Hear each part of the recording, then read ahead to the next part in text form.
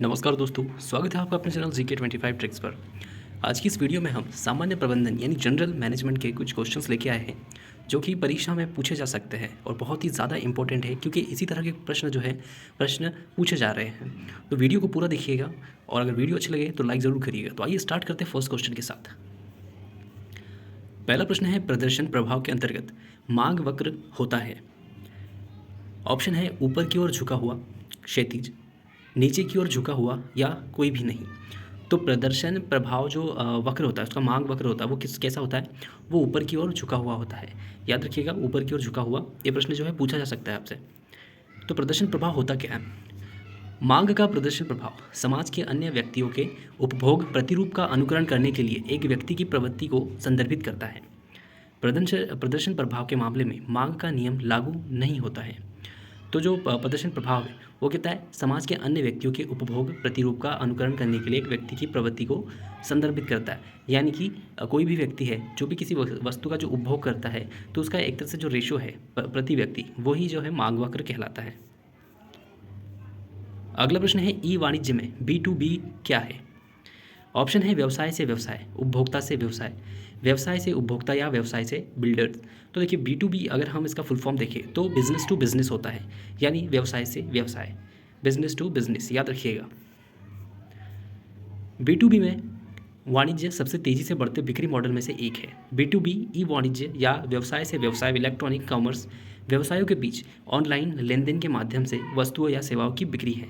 यानी जो व्यापार से व्यापार, व्यवसाय से व्यवसाय जो है क्या है, ये दो व्यवसायों के बीच एक ऑनलाइन लेन देन है जो कि वस्तु और सेवाओं की बिक्री होती है।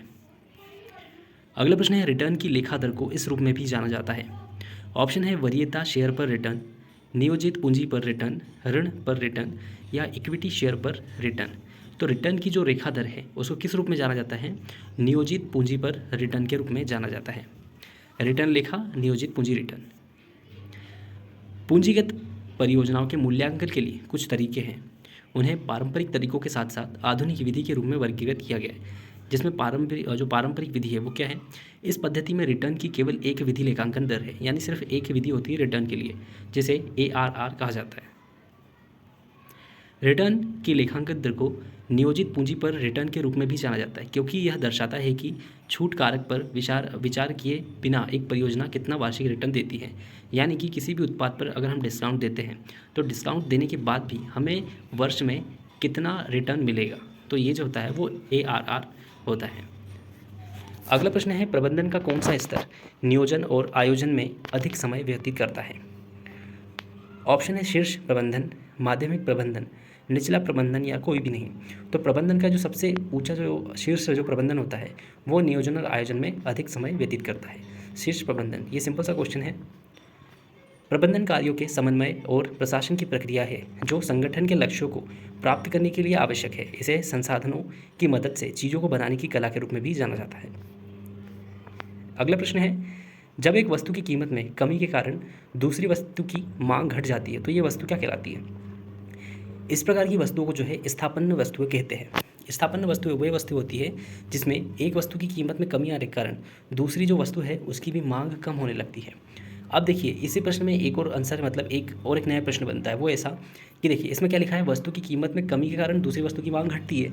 वहीं आपको घटती पे जगह बढ़ती अगर कर देंगे, यानी कि किसी वस्तु की कमी के कारण, इसी का उल्टा अगर हम कर दें कि किसी वस्तु की वृद्धि, मतलब मांग में वृद्धि होने के कारण क्या होता है, उसकी मांग बढ़ने लगती है, तो ये जो है वो पूरक वस्तुएं बन जाती है। इसी क्वेश्चन में जो घटती है उसको हमें सिर्फ बढ़ाना करना है, तो ये अगर हम उसको बढ़ाने में मतलब कन्वर्ट करेंगे तो एक नया क्वेश्चन बनेगा, और वो जो होती है वो पूरक वस्तुएं होती हैं। मांग का नियम क्या है, ये भी कई बार पूछा गया है, तो बिल्कुल अब ध्यान दीजिएगा इस पे।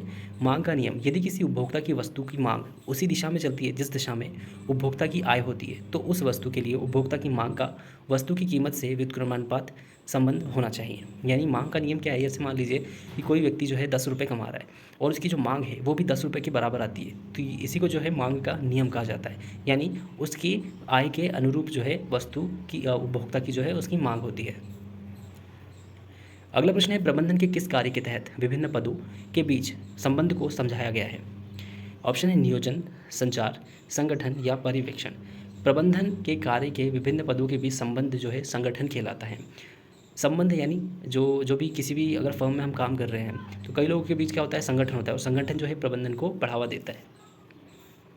संगठन व्यवसाय प्रबंधन का कार्य है जो संगठन के विभिन्न गतिविधियों की पहचान और समूहीकरण से संबंधित है। यह संगठनात्मक लक्ष्यों को प्राप्त करने के लिए आवश्यक और स्थापित भौतिक, वित्तीय और मानव संसाधन को एक साथ लाने से संबंधित है। अगले प्रश्न है, पूंजी बाजार मुद्रा बाजार यानी पूंजी जो बाजार है वो मुद्रा बाजार की तुलना में किस प्रकार का है। ऑप्शन है, कीमत से कम उतार चढ़ाव होते हैं, अल्पकालिक व्यापार ऋण साधन, आमतौर पर अधिक व्यापार रूप से कारोबार किया जाता है, या फिर सभी। तो जो पूंजी बाजार है वो सभी प्रकार से मुद्रा बाजार की के बराबर होता है, यानी कि इसमें कीमत दर उतार चढ़ाव भी होता है, अल्पकालिक व्यापार ऋण साधन भी उपलब्ध होते हैं और अधिक व्यापक रूप से कारोबार भी किया जाता है। मुद्रा बाजार एक प्रकार का वित्तीय बाजार है जहां एक वर्ष या उससे कम की तरलता वाली अल्पकालिक वित्तीय संपत्ति का स्टॉक एक्सचेंज पर कारोबार किया जाता है। तो मुद्रा बाजार में क्या किया जाता है कि स्टॉक जो एक्सचेंज है उस पर कारोबार किया जाता है। मुद्रा बाजार सरकारों, बैंकों और अन्य बड़े संस्थानों को उनकी अल्पकालिक नकदी प्रवाह की ज़रूरतों को पूरा करने के लिए अल्पकालिक प्रतिभूतियों को बेचने में सक्षम बनाता है। मुद्रा बाजार के उपकरणों में ट्रेजरी बिल, जमा प्रमाण पत्र, वाणिज्यिक पत्र, संघीय निधि विनिमय के बिल, अल्पकालिक बंधक, समर्थित प्रतिभूतियाँ और परिसंपत्ति प्रतिभूतियाँ शामिल है। यानी मुद्रा बाजार में अगर मान लीजिए आपने किसी से लोन लिया, जैसे मुद्रा बाजार में आपने अगर लोन लिया है 10 लाख रुपए का, तो उसके बदले में आप उन्हें क्या दे सकते हैं, आप उनको जो है अपनी प्रॉपर्टी के पेपर्स दे सकते हैं, या ट्रेजरी बिल होते हैं या प्रमाण पत्र होते हैं, ये आप उनके पास जमा कर सकते हैं। तो ये सारी प्रतिभूतियाँ जो होती है ये उसमें शामिल होती हैं। अगला प्रश्न है, निम्नलिखित में से किसने अभिप्रेरणा के ERG सिद्धांत का प्रतिपादन किया। ERG सिद्धांत का प्रतिपादन, ऑप्शन है मैक्लेलैंड, स्किनर, लॉक या एंडरफर। तो जो ERG सिद्धांत का प्रतिपादन किया है वो एंडरफर ने किया है, ऑप्शन 4 वाला जो है एंडरफर। ERG सिद्धांत क्लेटन P एंडरफर द्वारा प्रतिपादित किया गया है। वह एक अमेरिकी मनोवैज्ञानिक और सलाहकार थे। उन्होंने अपने ERG सिद्धांत में पदानुक्रम को वर्गीकृत करके मसलों के ज़रूरतों के पदानुक्रम को और भी विकसित किया है। तो याद रखिएगा एंडरफर। अगला प्रश्न है, ERP का फुल फॉर्म क्या है। ठीक है, ERP का पूर्ण रूप क्या है, ये भी क्वेश्चन पूछा जा सकता है। Enterprises revenue planning, enterprises recovery planning, enterprise report planning या एंटरप्राइज रिसोर्स प्लानिंग। तो ERP का जो फुल फॉर्म होता है वो एंटरप्राइज रिसोर्स प्लानिंग होता है। 4th वाला ऑप्शन जो है वो राइट आंसर है, enterprise resource planning. Enterprise resource planning मुख्य व्यावसायिक प्रक्रियाओं का एक अधिकृत प्रबंधन है जो अक्सर वास्तविक समय में होता है और सॉफ्टवेयर और प्रौद्योगिकी द्वारा मध्यस्थता में होता है। ERP एक डेटाबेस प्रबंधन प्रणाली द्वारा अनुरक्षित सामान्य डेटाबेस को उपयोग करके मुख्य व्यापार प्रक्रियाओं एक एकीकृत और लगातार अध्ययन दृश्य प्रदान करता है। तो ERP का फुल फॉर्म याद रखिएगा, ज़्यादा इंपॉर्टेंट है। अगला प्रश्न है, CRR का पूर्ण रूप क्या है। ये बहुत ही ज़्यादा इंपॉर्टेंट क्वेश्चन है, ये पूछा भी गया है 1 से 2 बार जो है। ऑप्शन है कैश रिट्स rate, cash reserve rate, cash reserve ratio या कैश रोल रेशो। CRR जो होता है ये बैंक से वित्तीय जुड़ा होता है और CRR का जो फुल फॉर्म होता है वो होता है कैश रिजर्व रेशो। आपने कहीं पर पढ़ा भी होगा। नगद आरक्षित अनुपात इसे हिंदी में कहा जाता है कैश रिजर्व रेशो।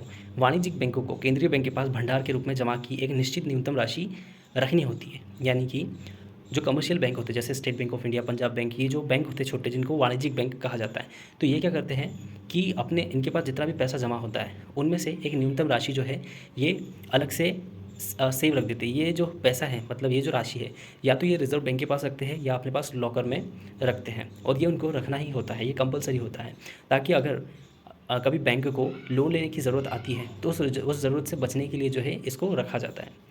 बैंक की कुल जमा राशि के मुकाबले रिजर्व बैंक में रखे जाने वाले नकदी के प्रतिशत को नगद आरक्षित अनुपात या CRR कहा जाता है। नगद आरक्षित या तो बैंक की तिजोरी में रखा जाता है या RBI को भेज दिया जाता है।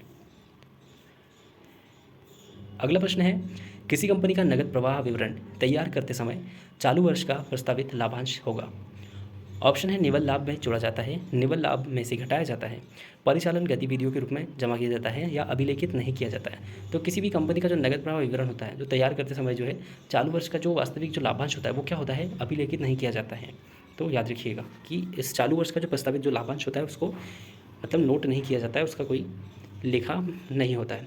यह एक लेखा वर्ष के दौरान नगद लेन देन और भुगतान के कारणों के साथ साथ नगद शेष में परिवर्तन का वर्णन करता है।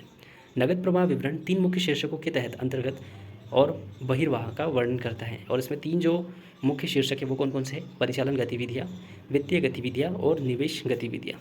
तो ये किसके अंतर्गत आते हैं? ये नगद प्रवाह विवरण के अंतर्गत आते हैं तीनों, परिचालन, वित्तीय और निवेश। अगला प्रश्न है COO फुल फॉर्म क्या होता है? ऑप्शन है chief operating officer, chief organisation officer, corporate operation officer या कस्टमर ओरिएंटेशन ऑफिसर।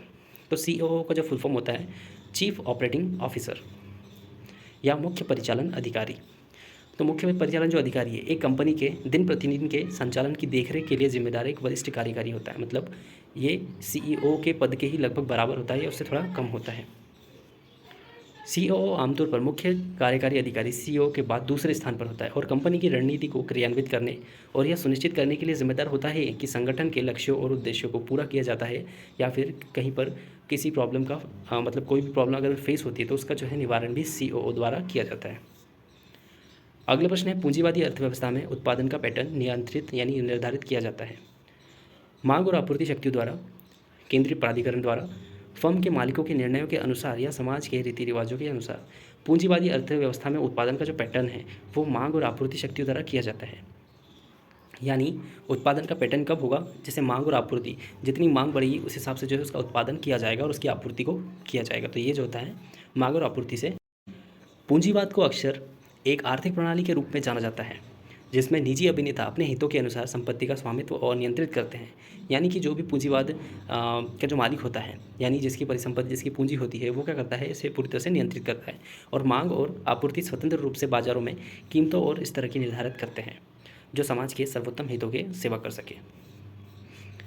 अगला प्रश्न है मुद्रास्फीति पर काबू पाया जा सकता है। ऑप्शन अधिशेष बजट, सार्वजनिक व्यय में कमी, कराधान में वृद्धि या ये सभी। तो मुद्रास्फीति में काबू पाने की ये सभी के सभी ऑप्शंस आएंगे। यानी बजट को भी अधिशेष यानी कि एक्स्ट्रा बजट, सार्वजनिक व्यय में कमी यानी कि हर कहीं जो एक्सपेंडिचर कहीं पे भी एक्सपेंड कर देते हैं उसमें कमी, कराधान यानी कि जो टैक्स होता है उसमें वृद्धि। तो ये सभी के सभी जो है मुद्रास्फीति पर काबू पा सकते हैं। मुद्रास्फीति क्या होता है? उस दर का मात्रात्मक माप होता है जिस पर अर्थव्यवस्था में चयनित वस्तुओं और सेवाओं की टोकरी का औसत मूल्य स्तर पर कुछ समय में बढ़ता है। इनकी लैंग्वेज जो है थोड़ी टफ है लेकिन आप उन्हें थोड़े डीपली मतलब ईजीली समझिएगा। यह कीमतों के सामान्य स्तर में वृद्धि है जहां मुद्रा की एक नई इकाई प्रभावी रूप से पूर्व अवधि की तुलना में खरीदती है। अगला प्रश्न है निम्न में से कौन सा एक वाणिज्यिक बैंक का कार्य नहीं है?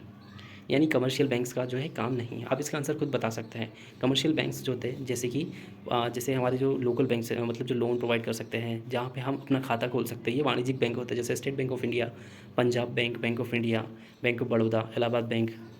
तो ये जो है बैंक कौन सा है? वाणिज्यिक बैंक है। तो इनमें से इसका काम कौन सा नहीं है? शाख सृजन यानी कि ब्रांच, तो ब्रांचेस तो होती है। अग्रिम ऋण, लोन भी देती है।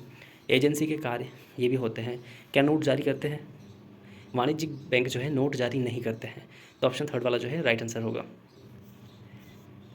वाणिज्यिक बैंक शब्द एक वित्तीय संस्थान को संदर्भित करता है जो जमा स्वीकार करता है, चेकिंग खाता सेवाओं की पेशकश करता है, विभिन्न ऋण भी बनाता है और व्यक्तियों को छोटे व्यवसाय को प्रमाण पत्र और बचत खातों जैसे बुनियादी वित्तीय उत्पाद प्रदान करता है। परंतु जो है यह नोट नहीं बनाता है। नोट सिर्फ जो है RBI द्वारा जारी किए जाते हैं। तो ये थे हमारे टॉप 15 क्वेश्चंस जो कि आपके एग्जाम्स में पूछे जा सकते हैं। बहुत ही ज़्यादा इंपॉर्टेंट क्वेश्चन है क्योंकि इसी तरह के प्रश्न जो है एग्जाम्स में पूछे गए हैं। तो वीडियो को पूरी तरह से देखिएगा, हो सके तो एक और बार इसे रिपीट भी करिएगा। और भी कई सारी वीडियोस के लिए आप हमारे चैनल पर जा सकते हैं। चैनल पर आपको कई सारी वीडियोस मिलेगी जो अलग अलग टॉपिक, अलग अलग सब्जेक्ट से रिलेटेड रहेगी। तो जल्दी से चैनल पर जाइए, चैनल को सब्सक्राइब करिए, नेक्स्ट वीडियो को अपडेट के लिए बेल आइकन को भी प्रेस करिए। आपको कई सारी ट्रिक्स भी हमारे चैनल पर मिल जाएगी जिससे आपको याद करने में बहुत आसानी होगी। GK 25 tricks. जय हिंद, थैंक यू।